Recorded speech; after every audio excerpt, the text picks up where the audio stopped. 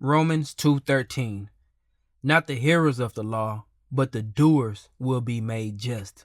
Most people read this as hypothetical, only because they are reading it as, not the hearers of the law, but by doing the works of the law, you will be made just. Which obviously isn't what it's saying. So they attempt to twist Romans 3:20, which says, therefore, by the deeds of the law, there shall no flesh be justified in his sight. For by the law is the knowledge of sin.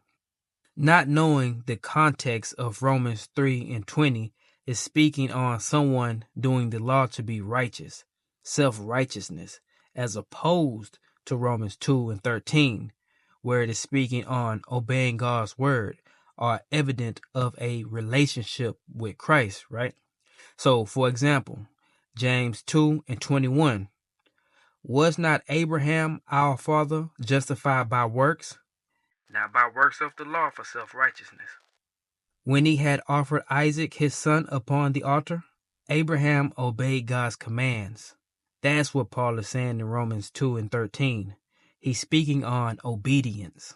Now some will bring up Romans 4:2, and without proper understanding, they might think that it's a contradiction, or that James and Paul are having a disagreement, which couldn't be more far from the truth.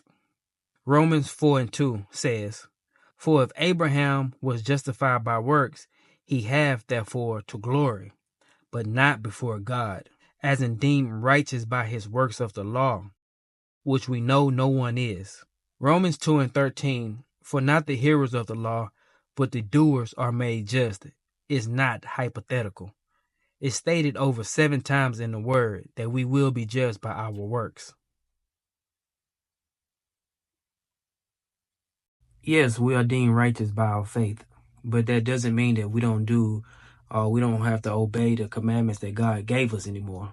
Nowhere in the Bible does it say that. So that's it for this video. I hope it was edifying. And remember, think like the few, not like the many.